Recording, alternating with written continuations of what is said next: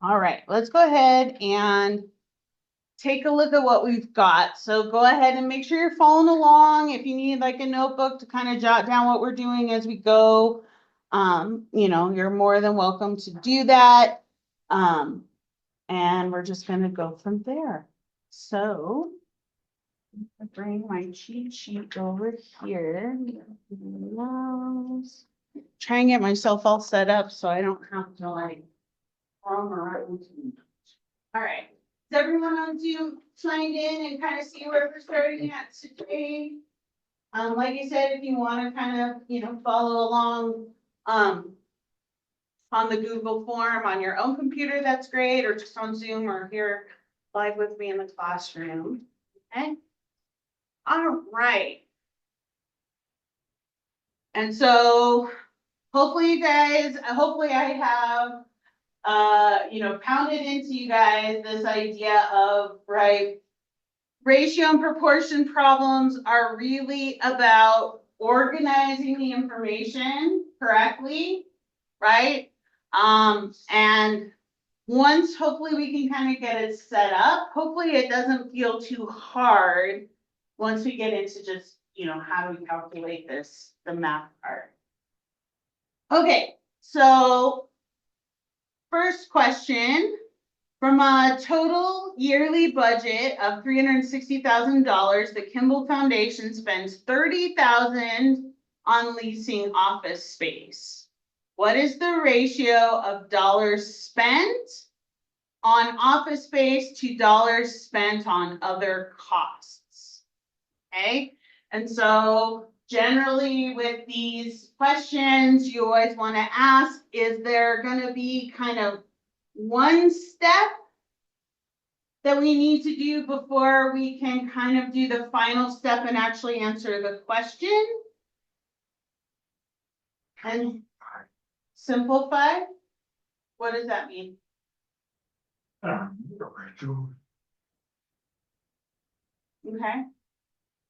All right. So let's take a look at the information that we see. Okay. So I see one number that's kind of attached, right, to the idea of the total budget. Okay. So, excuse me. So of course, numbers are going to be important. So I kind of move along here. And so I see that, right, if I have a total budget of $360,000, right, my next piece of information is that 30,000 of the total, right, goes for this cost. Okay. And then we go on to the question. What is the question asking us to do? It's asking us about a ratio, and we can tell that, right, because our answers, right, are written one way we know how to write a ratio. Okay. And so hopefully you remember one of the most important rules of ratio, which is what? Order. Order of ratio. No. Ratios. We're not doing algebra. Order matters. Thanks, Valerie. But I'm glad you thought of that one too. So order matters, right? The way that I organize the numbers needs to be right based on what it says here. So I can see that, right? My first number in my ratio needs to represent dollars spent on office space, which is my $30,000. Okay.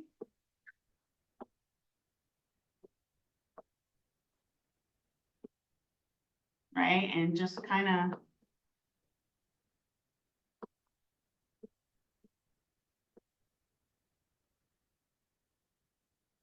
okay. And then the other part of my ratio, right, that comes down here, dollars spent on other costs.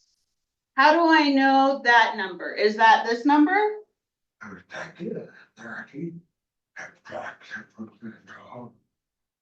Good.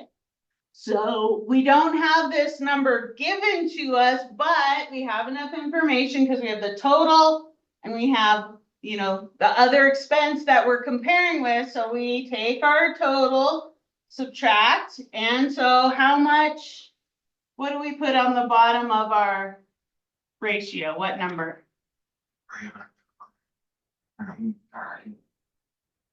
300 grand 30? Thank you. Good job. All right. So good. We've got our ratio set up. We know, and we got our order correct. And now what's the last thing we need to do to our ratio? Simplify it. Good. And another thing to always notice strategy-wise with these problems, right, is if I know this is my ratio, clearly, right, the first number in my ratio is going to be smaller than my second number in my ratio, right? So already I can say, right, it's going to be one of these two, okay?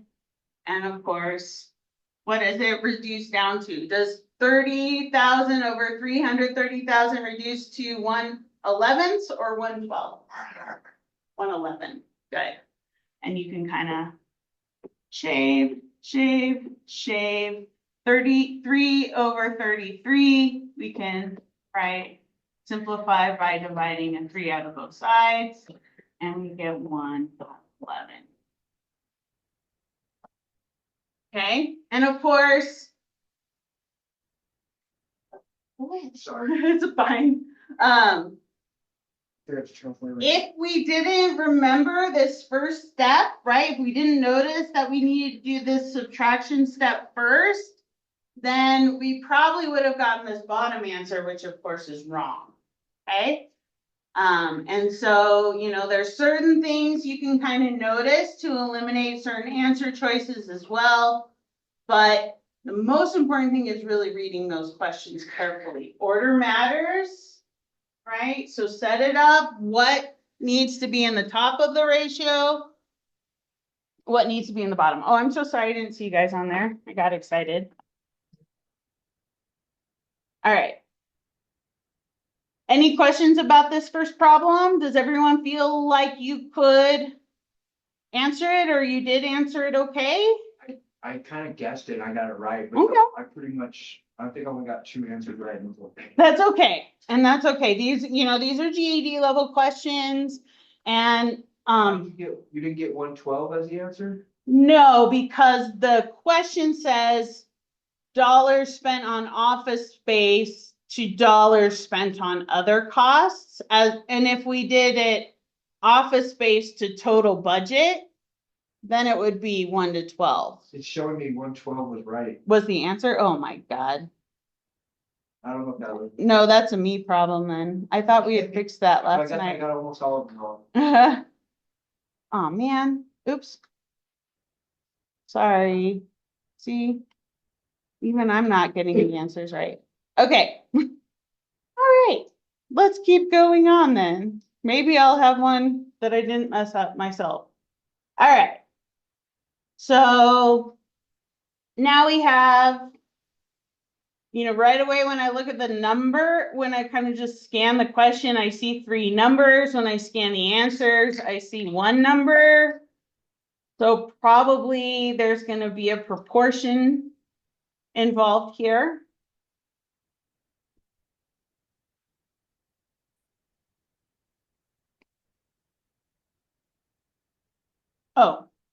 Oh, sorry, Lauren. Yeah. So, right, we took the total budget minus the cost of office space. And so the dollars spent on other costs was $330,000 because that's what they're asking us to compare in that ratio, not the total budget. Does that make sense?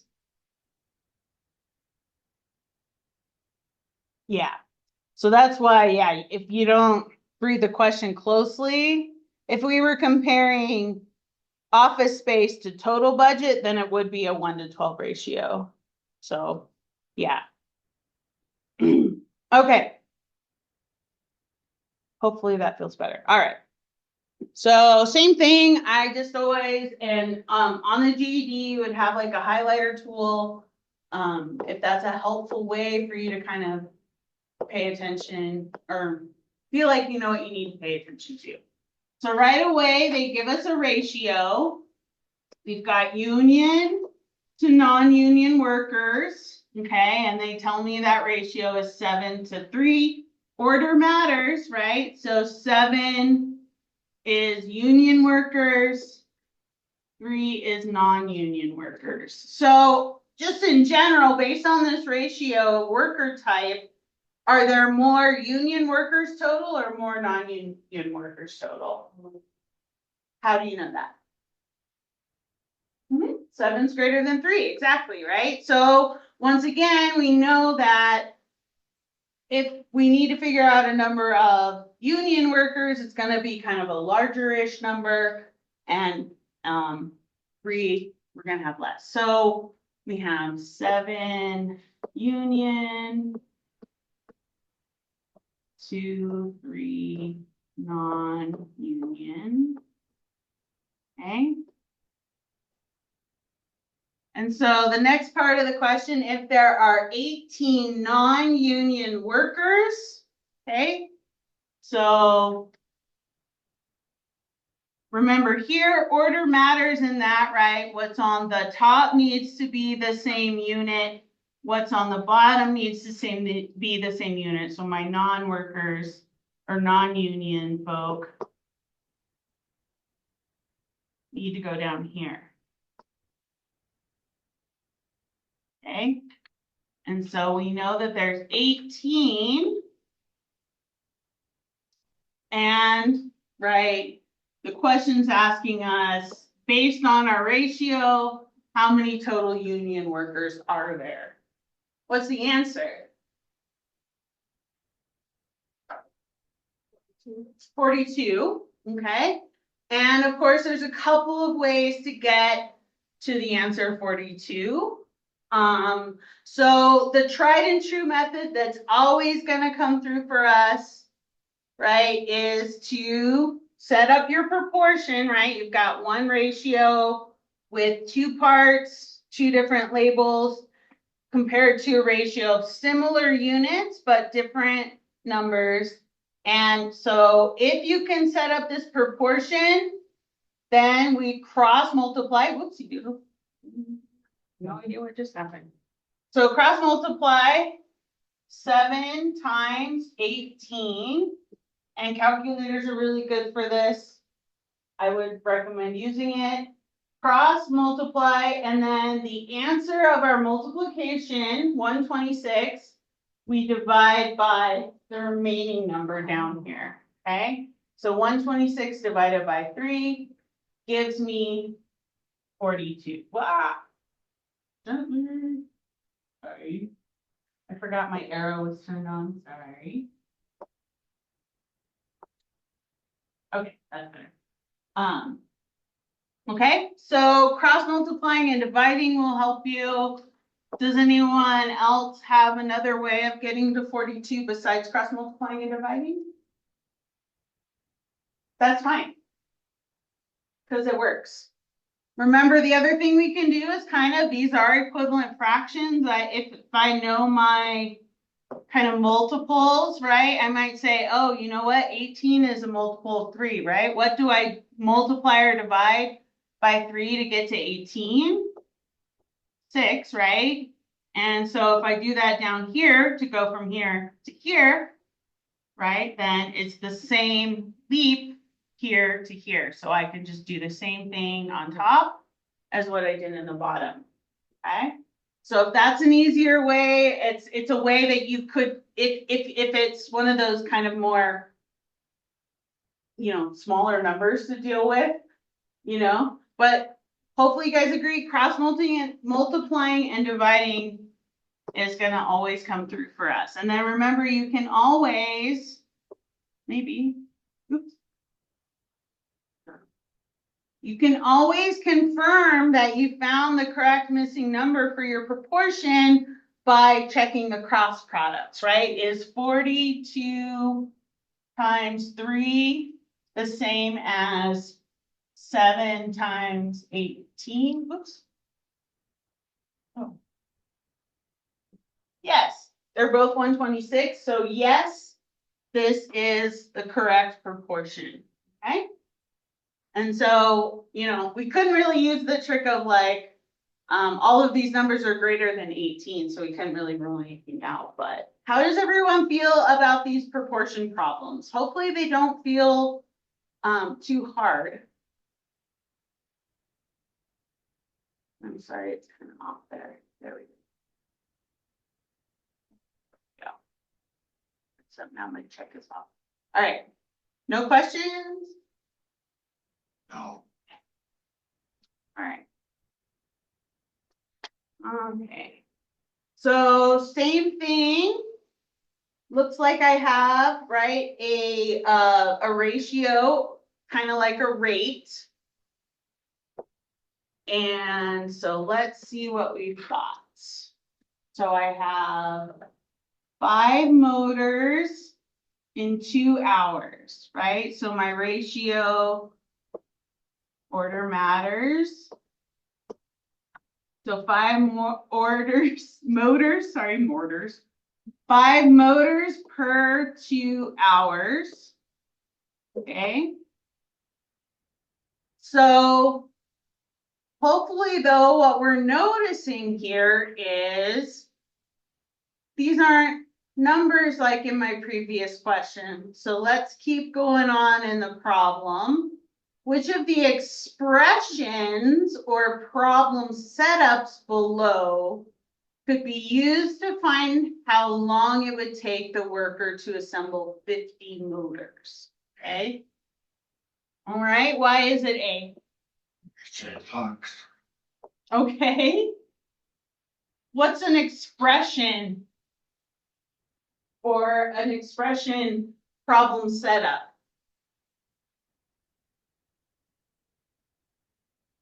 What are these answers look like? Fractions?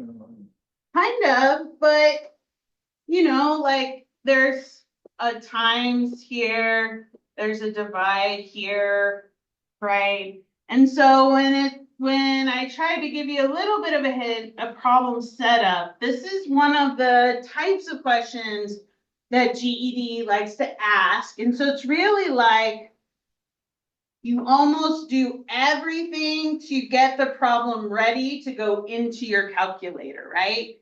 So is the correct answer to take 2 times 50 and divide it by 5? Do we take 5 times 50 and divide it by 2?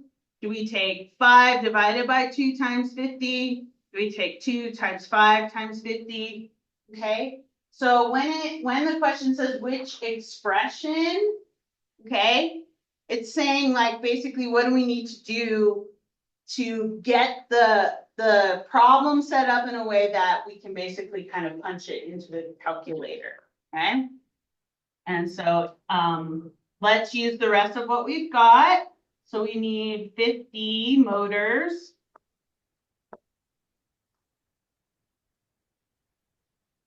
Okay. And so this is basically what our proportion problem looks like. Okay. And so if I were to use cross multiplying and dividing to find this missing value, what would be the first thing that I would do to cross multiply and divide? What 2 numbers am I going to cross? 2 times 50. Yep, good. So, right, I know that my first steps, right, are to cross multiply.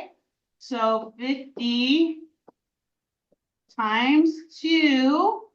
And then what's my second step? Once I do cross multiply, divide what? 100 divided by 5. Good. And so Ryan, your intuitions were on par there. And so even if you just figured out this first part, you know, the only answer that has you do that first step right, is answer A. Everything else, your first step is either multiplying the wrong numbers, dividing first, and we would know that we wouldn't multiply. We know it's cross multiply and divide, right? So be ready for the GED to ask sometimes for you to create the expression, which basically means, right, set up the problem. What operations are you going to do with the numbers? Okay. Questions about this one?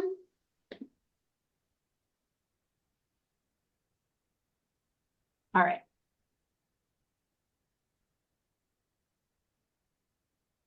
So there's a lot to notice and pay attention to, but hopefully you guys are kind of getting used to the patterns here and how stuff gets organized.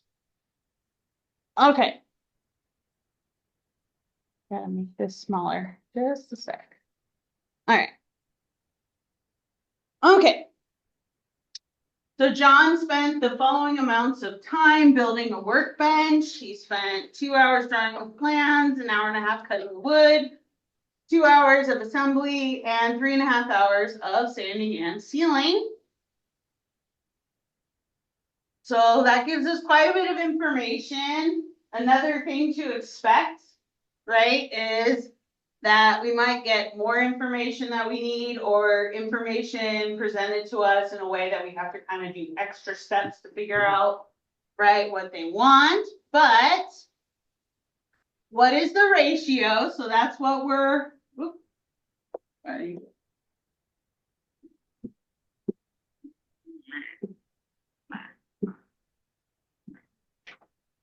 Sorry. Quit making sounds of it. Oh, fuck. Sorry. Answer. Wrong. Now I'm giving the answer away. Okay. Okay. Oh, it keeps magnifying.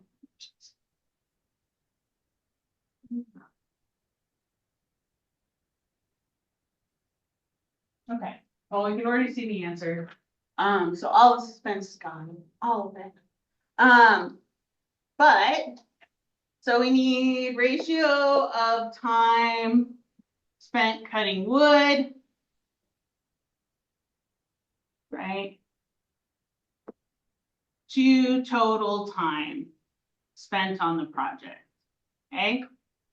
And so I can use my little chart here, table of information to figure out the first part of my ratio, 1.5.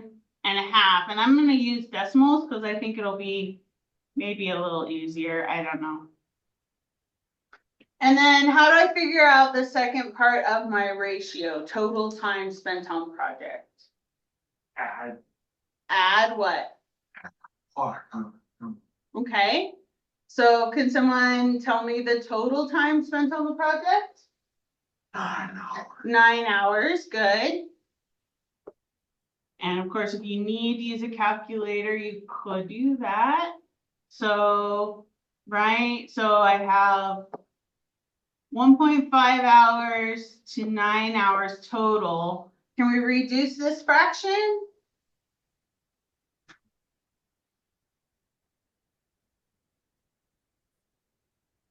So well, maybe not the easiest way, but okay, you can, right, type it into your calculator. And I know it's backward, I'm sorry. So you can type it into your calculator. Unfortunately, when I did that, it didn't reduce it to a fraction or ratio. But once again, I could also just take my denominator and divide by my numerator, maybe. So 9 divided by 1.5, just to see, because right away, if I look at my answer choices, 3 to 7 doesn't make any sense, right? With this ratio, we wouldn't reduce it and make it a larger value. So, but then I can see, right, that all my other choices, the first number of the ratio seems to reduce to 1. So that's telling me that, right, 1.5 should divide evenly out of the top and the bottom of my ratio, okay? So 1.5 divided by 1.5 gives me my 1, and then I just have to figure out, well, it's not going to be 1 to 9 because I already have a 9 there. So either 9 divided by 1.5 is going to be 6 or 5. So, and it's 6. All right. So if you kind of have a funky thing to reduce, that's a good time to kind of look at the answers and see how they might help you. And so when I recognize like, oh, it clearly reduces to 1 in 3 of my choices, how do I reduce any number to 1? I divide it by itself. And so let me test it in my denominator as well. So how's that sound? Hard?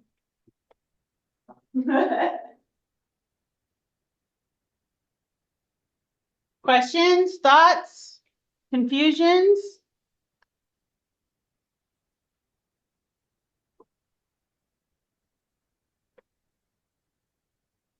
All right, we're gonna keep rocking. Okay, so once again, we have a proportion problem here.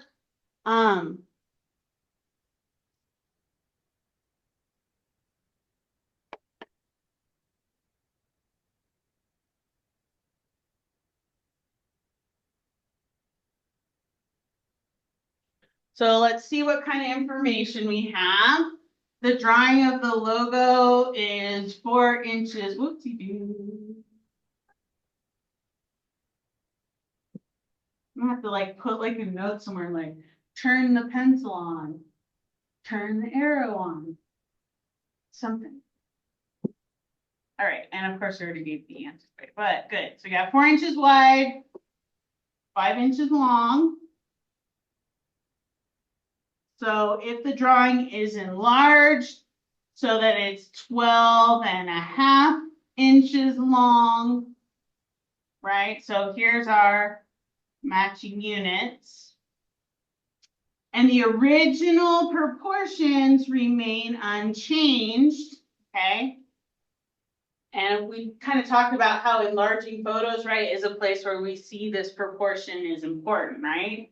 Because if we enlarge it and don't keep the proportion, right, it's going to look distorted and funky and stretched, right? So we have 4 wide to 5 long. And so if I'm going to keep it in proportion, right, what is the width going to be? Okay. And so, yeah, we can just do our old reliable, right? Cross multiply and divide. 12.5 times 4 divided by 5 is 10. Pardon? I don't recall ever using this stuff in my life. It's kind of bad. Really? I mean, like for every day. I mean, I would say too, like it's a lot more automated these days, right? Like if you had been trying to work like in Photoshop, like in the late, like the first version or something, right? You probably have more sense of that. Well, I mean, like maybe a carpenter too. Yeah, I mean, I use it a lot because I like to cook. So when I'm like doubling recipes or having recipes, I have to think about the ratios of ingredients in the full batch versus a larger batch or a smaller batch. Okay. So it's there, but it's a lot of the GED test and like I said, hopefully once you kind of see how to build, the set up the problem, hopefully the calculating part doesn't feel hard, right? Cross multiplying and dividing. But yeah, I'm sorry, I didn't mean to interrupt. oh, no, and I mean, you know, yeah, like a lot of scientific formulas are kind of ratio proportionally based kinds of things. Whoops. So yeah. And of course now I've got it all out of order. That's okay. All right, so local hospital currently has 184 male patients. If the ratio of male to female patients is 4:3, how many female patients are in the hospital? So should just be straightforward proportion again. Julie, Yeah, I got a question on that last, okay. the last one we did. Uh-huh, Answer is coming up to 50 this one? and 10 is the right answer. Why is it coming out to 10? Just a sec, I can barely hear you, Kenneth. That's the one we were on. I just couldn't hear his question at all. Okay, what was the question? Well, my answer is coming up to 50 on that question, and I was wondering how did we get 10 out of it? For the Well, answer. you cross multiplied, but you didn't do the dividing step. When I divide 50 by 5. 50 by 5, it came out to 12.5.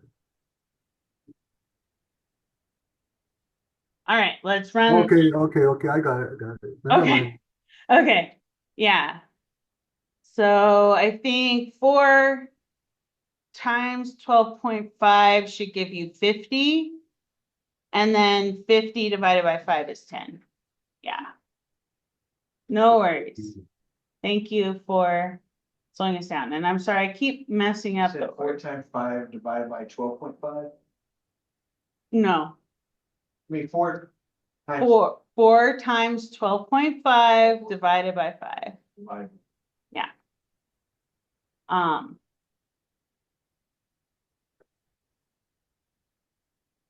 right. Sorry. Like I said, we're just kind of reviewing this. We're going to move forward. So I just want to make sure you guys at least feel like you have a good sense of what's going on. So we have 184 male patients, right? And we know that our ratio is 4 male, 3 female. And we need to know the total. Okay? So remember, units, right, need to be kind of parallel with each other, lined up, and then we can just plug and chug. 184 times 3 divided by 4. And so 138.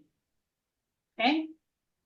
Pretty straightforward, not too hard, as long as you have a calculator. Okay? And I mean, as a teacher, yeah, I had to do this all the time. Yes, question?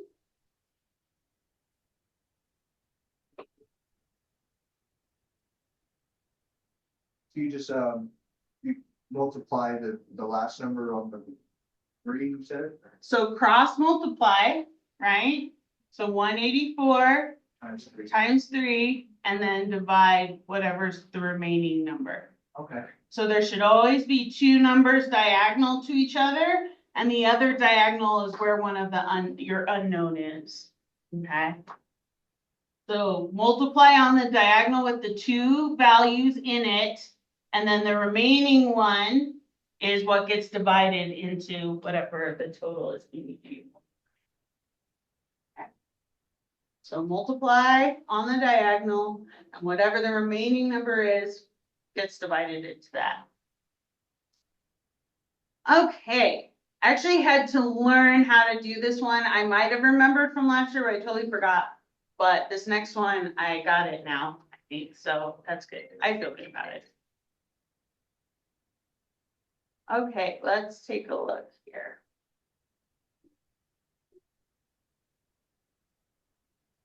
Okay, so the Tigers' ratio of wins to losses is 5-4. So once again, just organizing my information, right? 5 wins for every 4 losses. Okay. If the team continues winning at the same rate, okay, so that means, right, that we use our ratio to, the ratio stays the same through the whole season. How many games will the Tigers win in a 72 game season? Okay.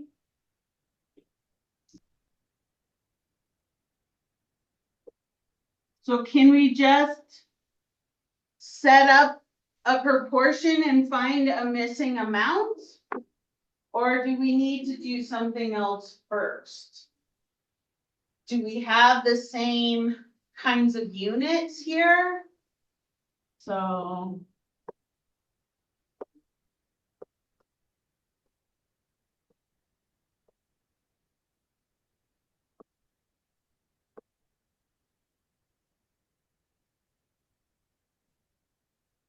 sorry, I can't spell.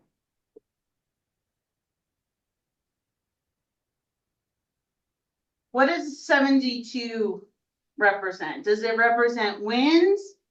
Does it represent loses or losses? Those games in total, right? Total games. So we don't have matching units, right? We have 3 units, but none of them line up, right? Like they have been in previous problems. Do we have enough information to kind of match? Can we figure out the ratio of wins to total games or losses to total games? Is there any way we can know that from the information we have? 5 times 4. 72. 5 times 4?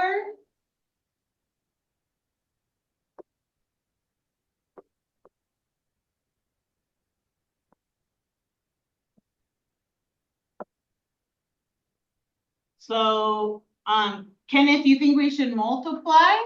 Is that what you were guessing? Yeah. Okay. Yeah. 20 is an answer. That's never the right answer. It isn't? Okay. Well, that's what it says here. Okay. Anyone else got any thoughts? So, like I said, we basically have to use the information we have to kind of, because we need to compare, right, wins to total games, There's right? division going on somewhere. Eventually, we're still working on our setup here, okay? And so if this is my ratio of wins to losses, then how many total games are represented in this ratio? How many total games are represented in this ratio? So wouldn't you put like for every 9 games they win 5? Yep. Does that get it? Yeah. Good job. Yep. So we know that, right, based on our ratio of wins to losses, that we could also say, right, that the ratio is 5 wins in every 9 games. Do you agree? Why not? So, good job. Yep. So, in order to figure out how many total games we can, right, just add up the 2 pieces, right? Because the wins and the losses are part of the total, right? Well, they make the total, right? So now I have a better ratio that I can work with now because, and I can say 72. And now I'm back to, right, the cross multiply and divide.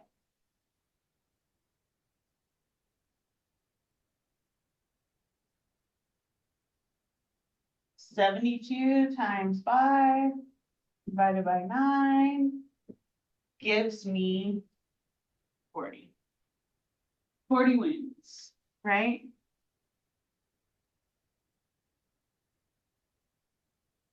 Does that make sense? So if your first ratio is, two separate parts of kind of a total, then you can, right, use that to hopefully find and set up the units that you need. Okay? How's that one feel?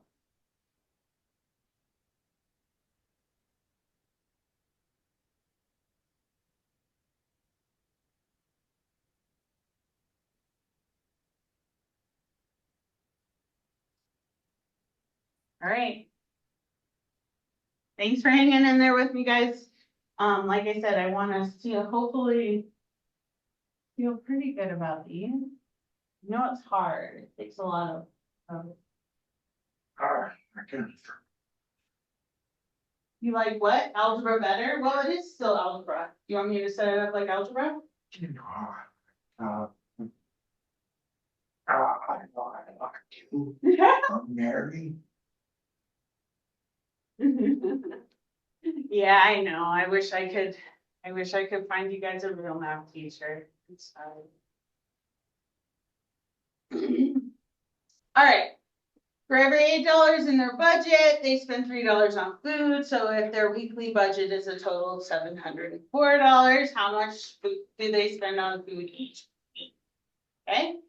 So hopefully that makes sense. We just set up the ratio and, right, put it in proportion to the other piece, cross multiply and divide. So $3 food for every $8 total.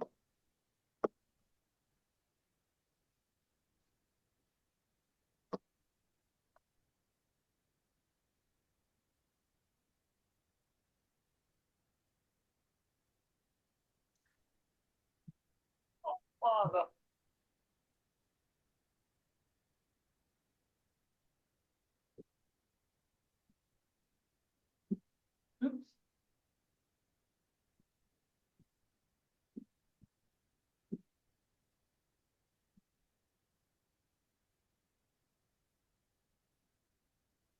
So answer D. Okay.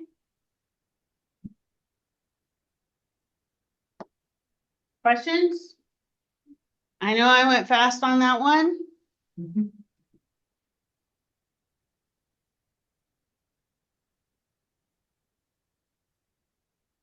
This is cost division, basically.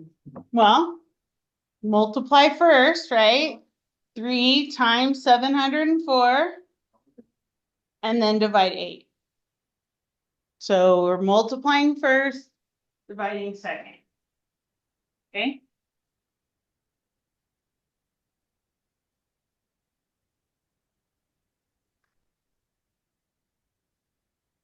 Okay, 2 more. Hang in there. You guys are doing well. So the Gladstone Theater has 900 seats.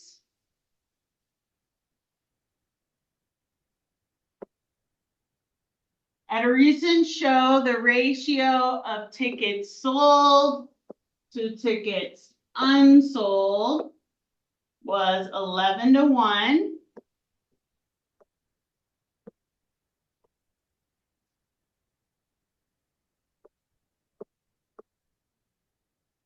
Oops.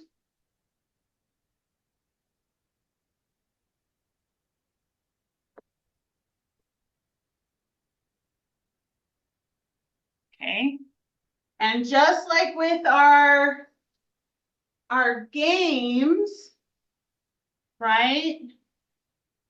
We don't have a clear idea because once again, we have 3 things, okay?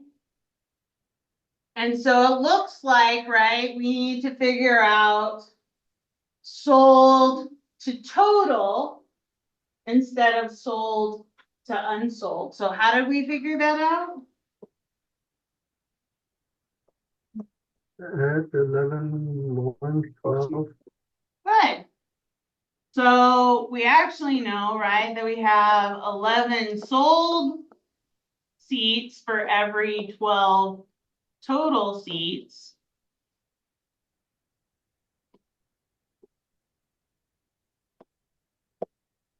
And if we have 900 total seats, right, how many did we sell for this recent show? Well, got our proportion all set up and ready to go.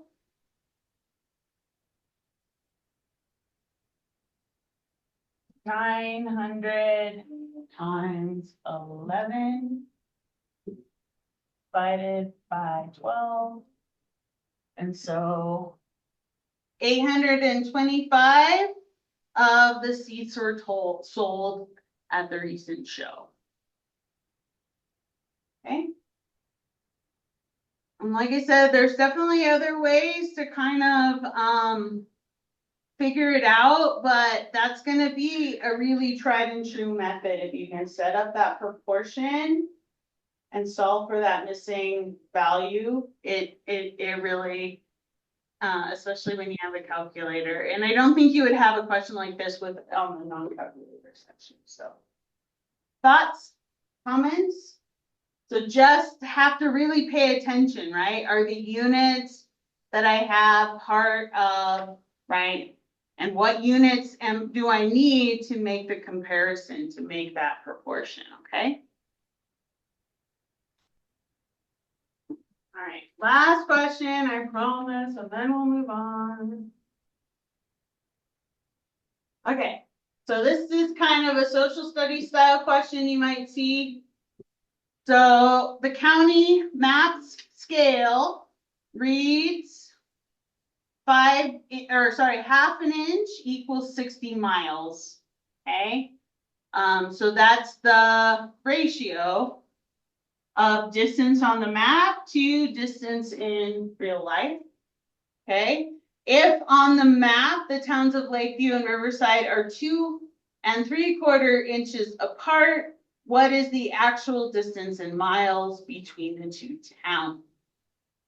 So pretty much the same drill, right? We say 50 inches, or sorry, 50 inches, half an inch. Goodness, sorry guys. Right, on the map is representative of 60 miles in RL. And so if on the map we have, and I'm gonna just, since this is a decimal, I'm gonna make this a decimal just to make it easier to deal with and a little bit more calculator friendly. Right, and so what is the distance? Okay.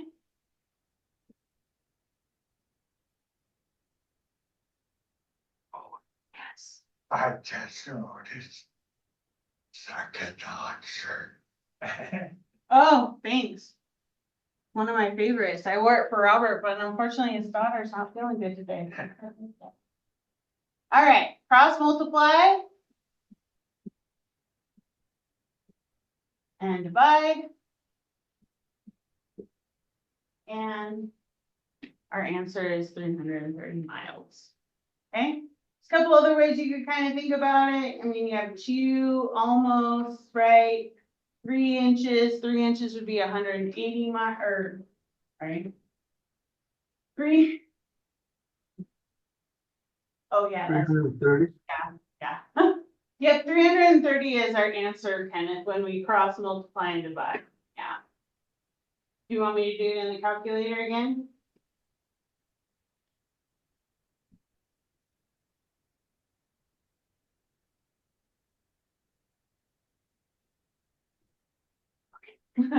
All right. So yeah, 330 is the answer for that one. Okay. All right. So we'll of course I'll be reminding you guys about these things. We're not gonna like completely put everything to bed. And of course, like I said, ratio and proportion we see in a lot of places, and It's, it's gonna be on all of our, different GED subject tests, and it'll be applicable to what we're moving on to. So I wanted to go ahead and start the next unit. I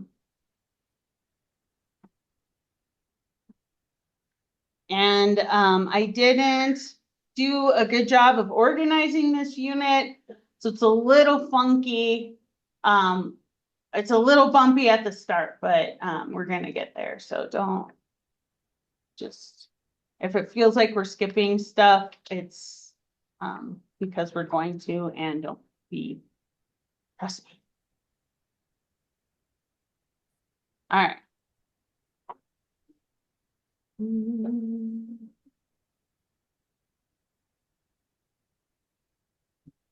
So remember, if you still need more practice on ratio and proportion, there's a lot of practice problems in the first unit.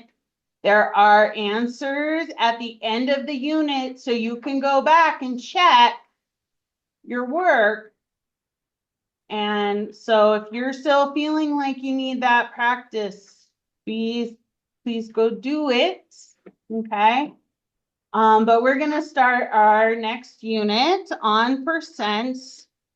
And like I said, it kind of starts off a little bit funky, but yeah, of course. I want to at least talk about these first few pages a little bit.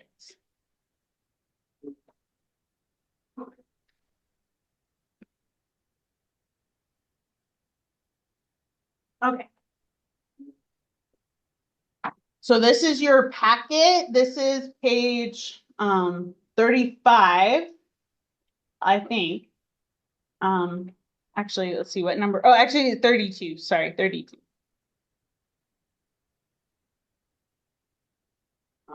It should say 32 in the bottom middle.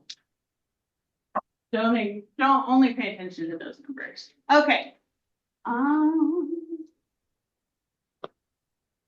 Okay, so we're gonna start a unit on percents.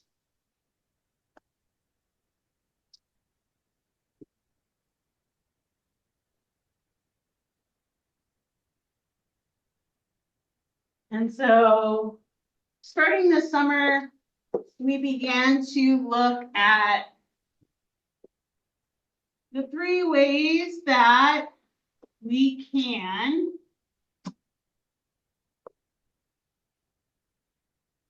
write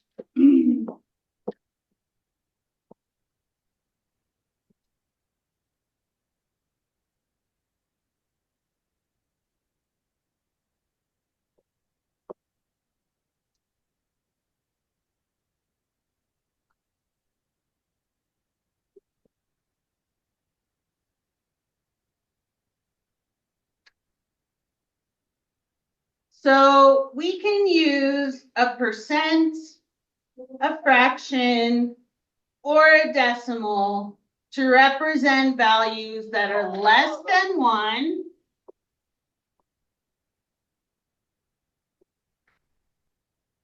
but greater than 0.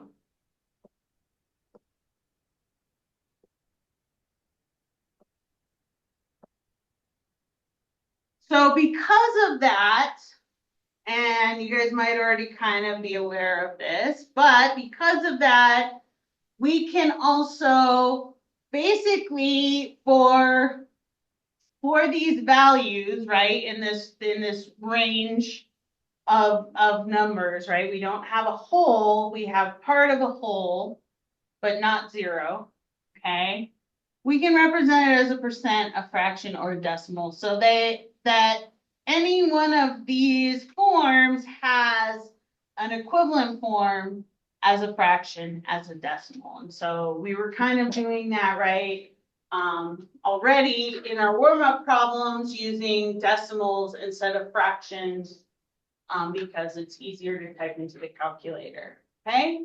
And so, so there's various ways to kind of think about this. And so a percent is always going to be generally going to be looking like a whole number with a percent sign. So of course we use percent sign. right? Fractions, we signal with that division bar, okay? And then, of course, decimals, we use a decimal point, okay? Um,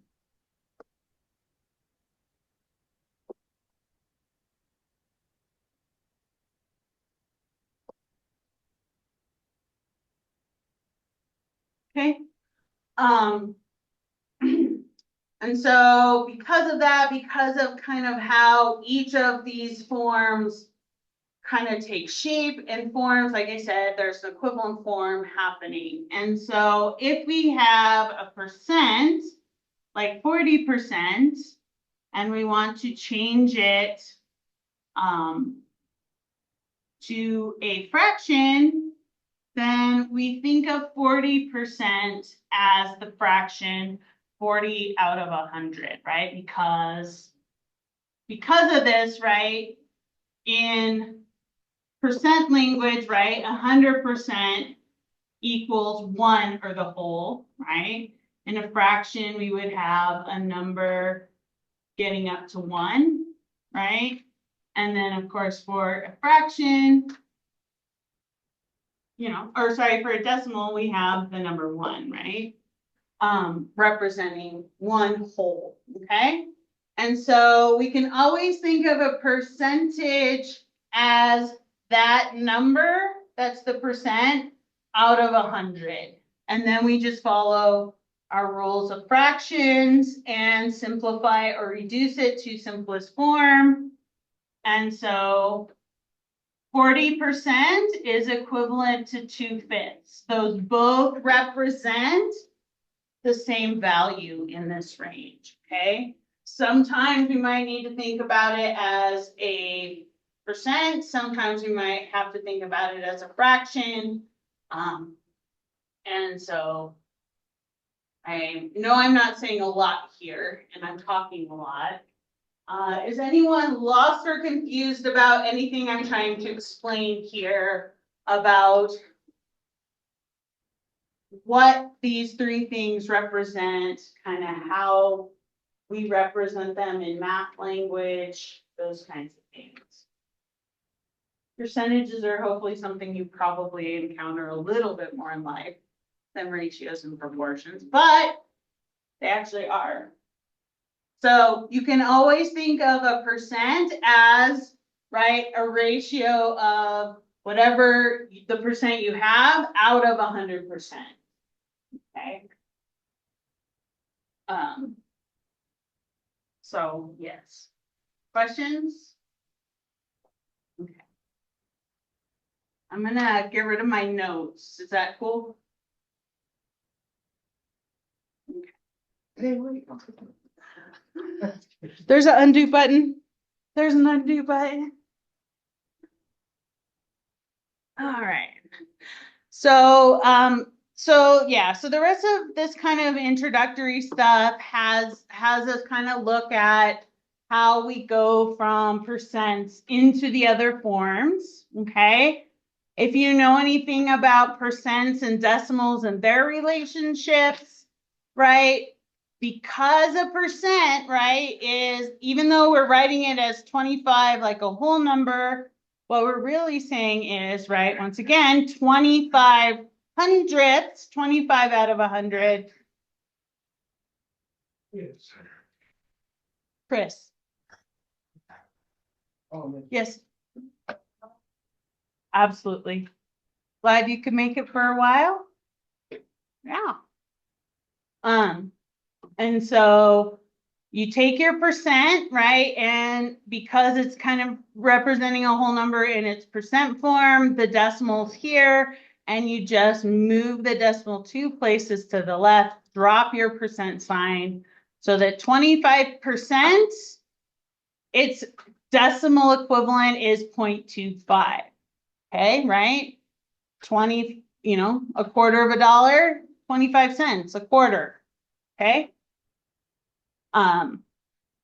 Same with here, 60%, right? If we move our decimal 2 places to the left, we get 0.6 or 60 hundredths, right? Which is the same as 6/10. Okay.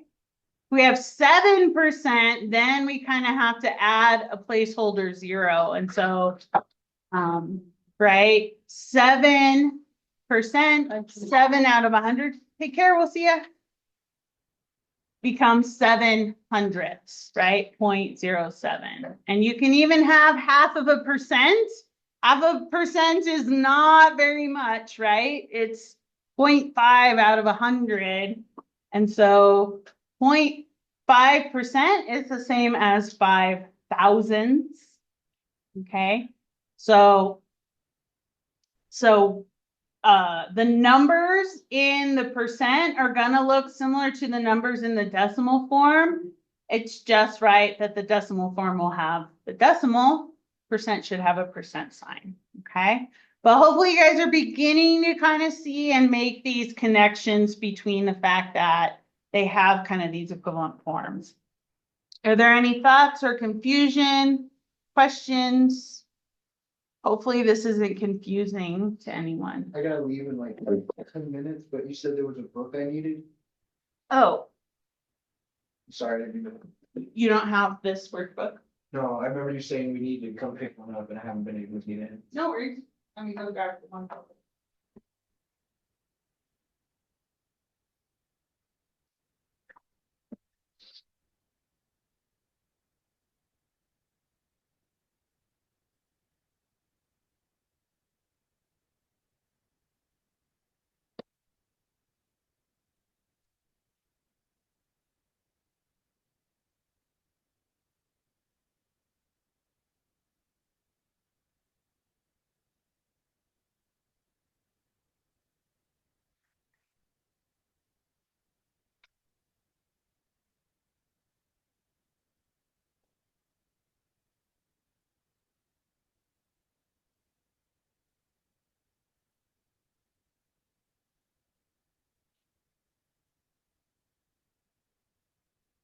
Thank you. So yeah, and we're on page 32, 33.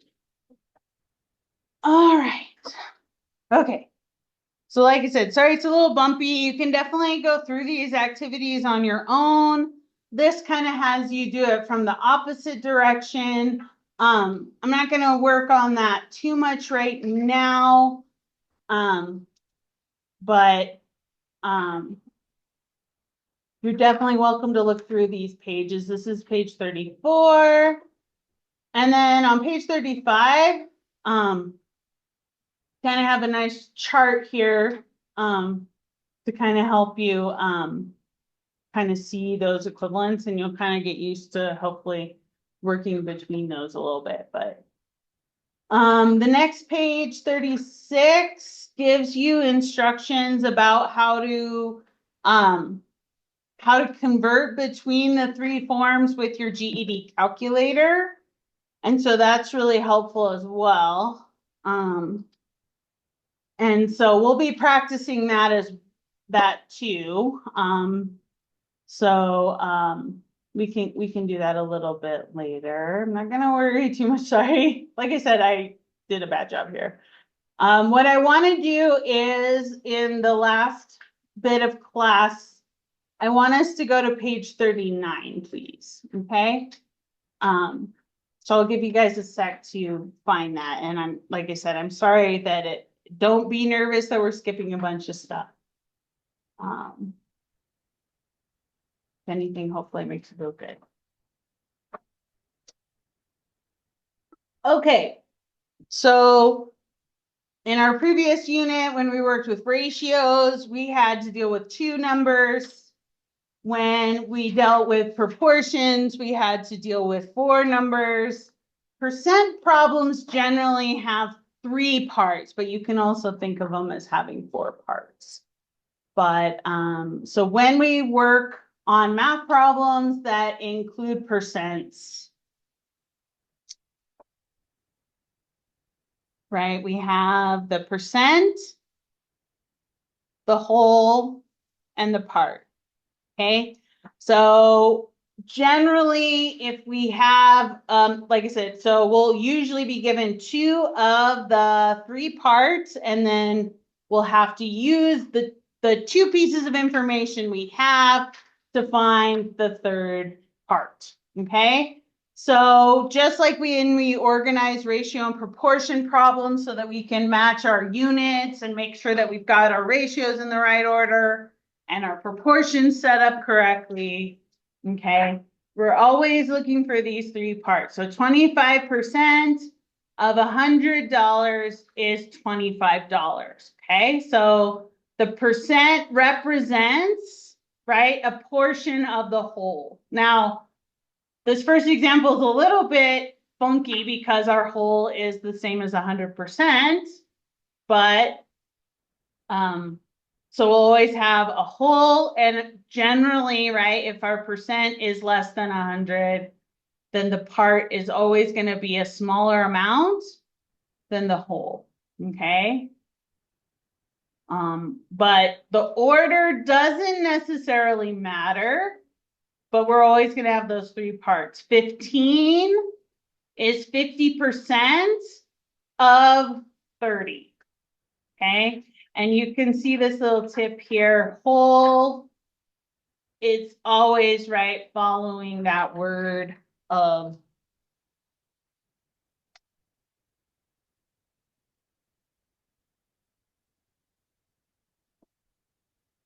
And then, okay. And so how does everyone feel about those three parts? Does it kind of make sense how we use percentages to represent parts of different wholes?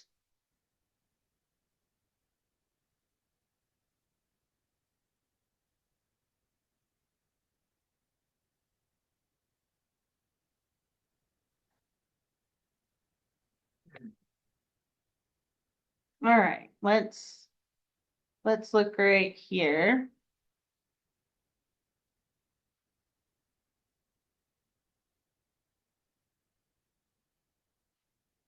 Okay, so like we said, usually in these percent problems, part of what we're gonna have to do, right, is find one of the three numbers.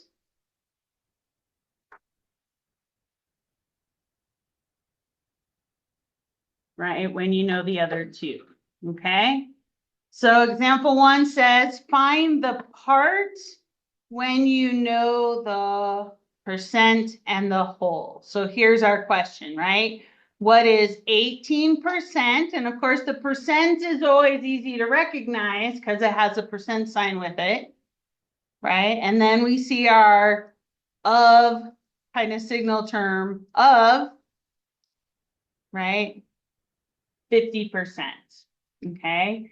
So clearly we need to figure out if the whole is 50%, what is 18% as a part of that, okay?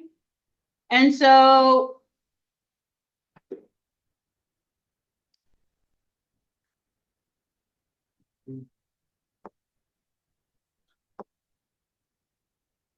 a tried and true way of beginning to map this out is to always say that our percent, 18%, is in relation to 100% as the part. What we don't know is to our whole. Okay, so percent is in proportion to the part,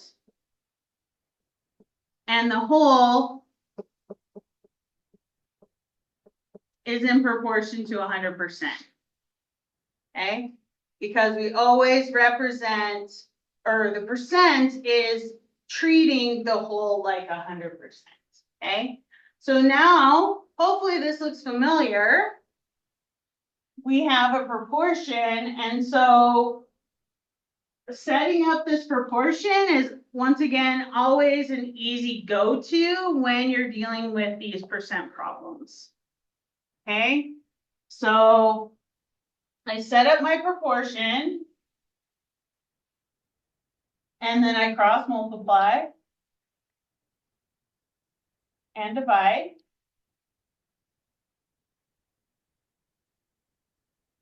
And so.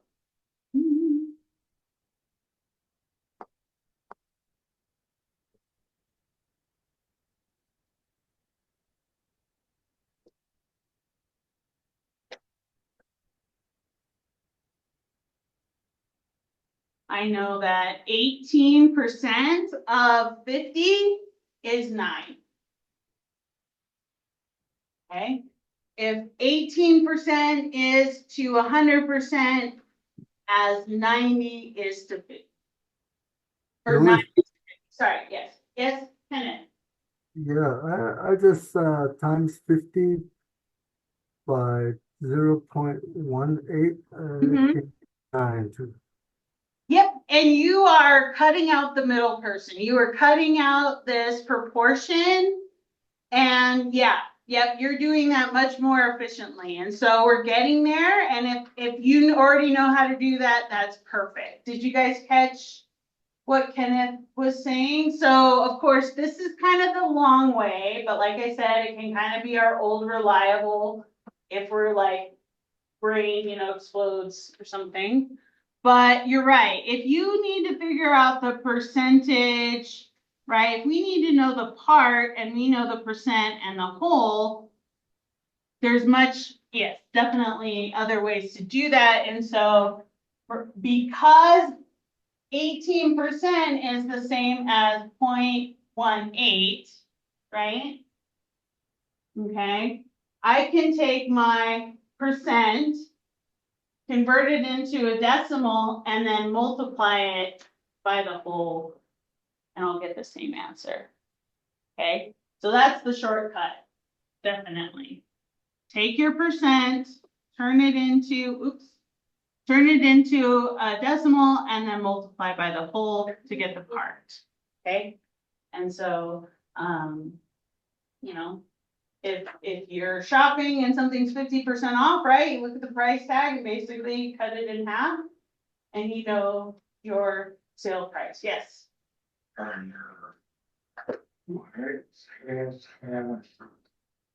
Okay. Yeah. I'll see you next class. Okay. Thank you. So yeah, so rather than setting up this proportion, like I said, that'll always kind of be our fallback if we get stuck and I need to kind of map it out and see it. But what you're really saying here is 18% of 50 is the same as 0.18 times 50. So if we have the percent and the whole, we take the percent as a decimal and multiply it by the whole. And sorry, here, let me fix this.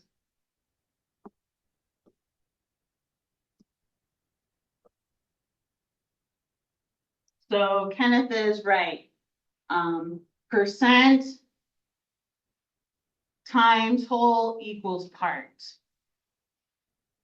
But we want to say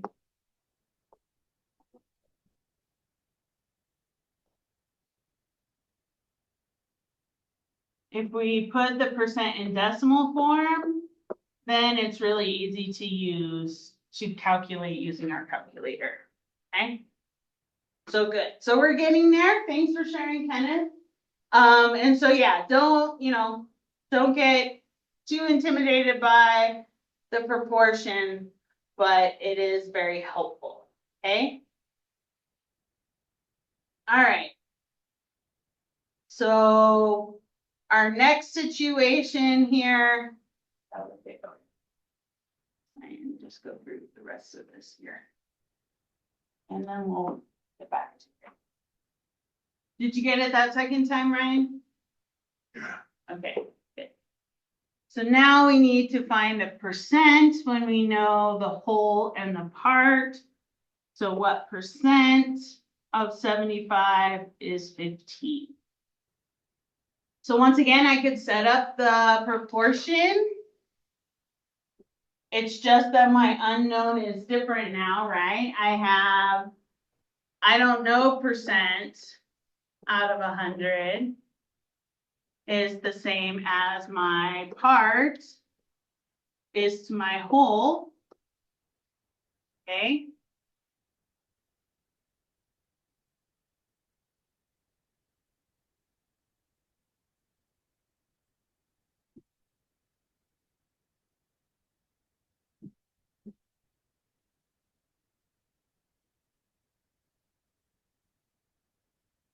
So 20% of 75 is 15. Okay. And so if I was gonna try to do another kind of shortcut, okay, we know that, let me just check. We know that the part, whoa, hello. We know that the part divided by the whole equals the percent. Okay, and we're doing that with our proportion. It's just because because we are always going to have this 100% in our proportion when we're dealing with percents. That's how we can kind of make these shortcuts here. And so once again, if I test my formula, and so that's always the thing to remember. If I have the part and the whole, I start with the part, divide it by the whole, and that gives me a decimal of 0.2. What's 0.2 as a percentage? Well, I gotta move my, move your 1.5, 0.2, right? I gotta move my 0.2, 0.2 as a percent is 20%. Right? So here, does that make sense, Kenneth?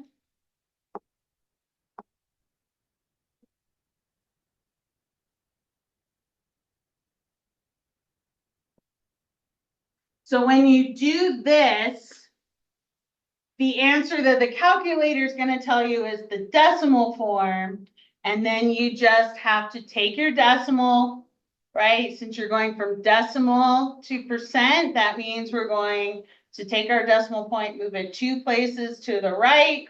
If we need to fill in a 0, we do, and then slap on that percent sign.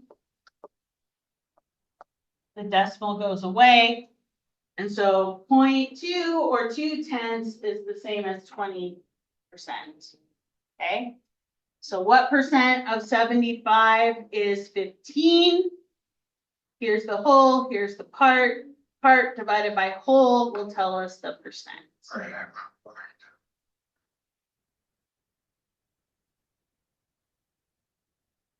15 divided by 75 is 0.2. Make sure you divide in the correct order. Part divided by whole. Not whole divided by part. Because remember, if you're trying to find the percentage of a it's going to be smaller, right, than 100. Right? It's going to be in that space between the two. We're going to do more of this, so don't worry. We're just dipping our toe in the water here. Hopefully it's not getting frostbitten. Do you see how I get 0.2, Ryan? No. No? Okay. The part is 15, right?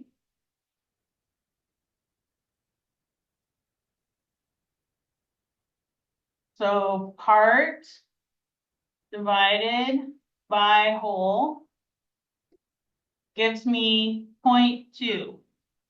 Okay. So then I have to take my decimal and make it into a percentage. How do I do that? I take my decimal point and I move it 1, 2 spaces to the right, and I park it right here. If I have an empty space, then I need to fill it in with a 0. This decimal point goes away and I slap on my percent sign. So 20%, so 15 is 20% of 75. Okay, let's look at the very last one. Okay, I'm gonna erase them.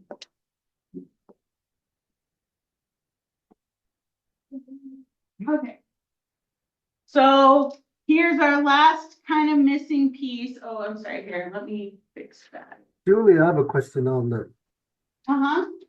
I just wanted to know why the calculator don't make it as a 20%, just puts it at a 0.2. And then you gotta add your other 0 to make it a 20%. Well, that's because, right, 20% is representing a value less than 1. Usually calculator makes shortcuts, but it shows it at 0.2. Just wondering. I'm not 100% sure. I mean, I'm sure there's fancier calculators, and of course, on the GED calculator, you could, well, yeah, I think it's just, yeah, not sure. Just kind of the way that, yeah, like, I think the decimals are just easier for the calculator computers to work with. But, you know, we want to, that's why I kind of have those intro pages where I really want us to always think of, you know, 20% is 0.2 is 1/5. There's a pattern, and sometimes I need to think of it as 20%. Sometimes I need to think of it as 2/10. Sometimes I need to think of it as 1/5. And so, and apparently in calculator speak, it's decimals. So, and I, you know, it shows as a decimal because those percents that are less than 100% are always representing a value less than 1. But that's the best I got. So part divided by whole. So big number into little number gives us our percent. And then finally, really fast, if we know the whole, if we need to know the whole when we know the percent and the part, okay? So we have 20% of a number of, right? Remember, whatever comes after of, if it's a number, then we know that that's our unknown. So if we start out, right, we know that 20% is to 100%, sorry, hopefully you can see that, as 14 is to what? And so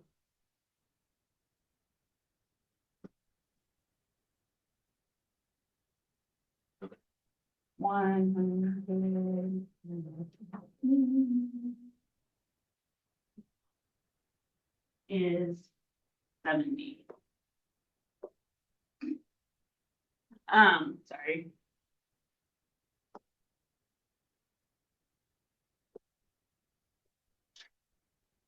So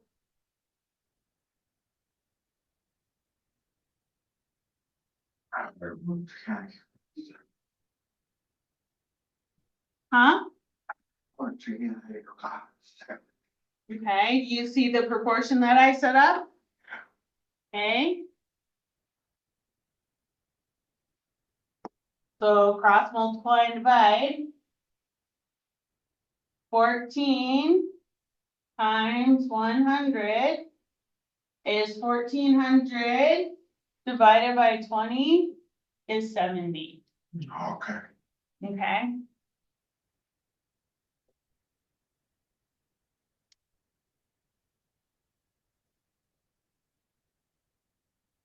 So there if I do.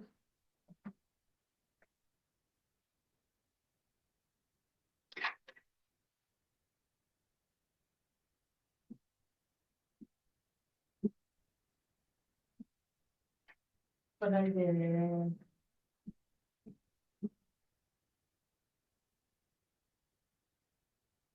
So it's kind of like you take your part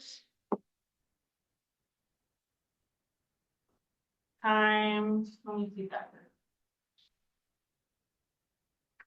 Sorry, sorry guys, oh, we got 2 minutes, I can do it. I just hate it.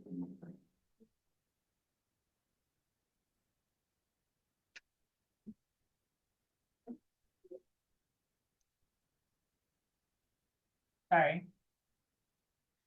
There we go. That's what I need to do. Okay.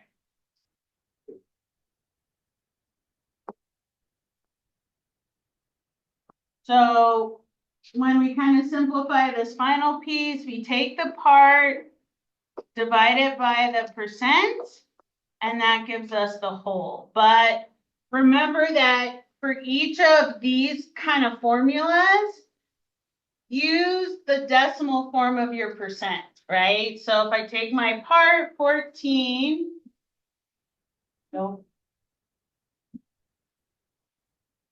and divide it by my percent, 0.2 or 20%, then my whole is 70. Okay?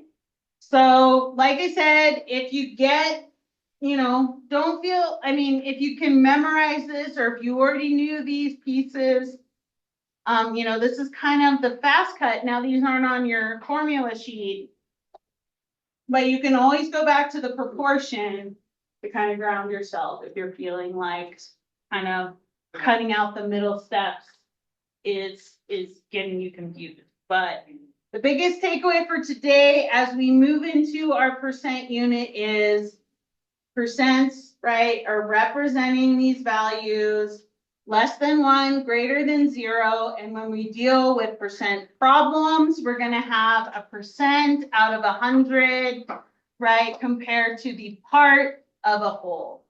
Okay, so those 3 pieces. Okay, questions before we're finished for today? So Z, I have been very negligent, but I will, actually I should just hang out and do that today. The recordings for class are on Canvas right above where the class materials are. And like I said, I still think I need to connect it to the right playlist, but there's still a lot of other videos that you can watch. So right here on our math Canvas page, if you click there, it'll take you to the playlist. And like I said, I'm sorry, I haven't added to this playlist yet. And we'll have a playlist of what we've been doing currently in class. So I'm sorry, this is an old one, but I will put the new one up with the most current recordings. Okay. So I'll let you guys know when I have those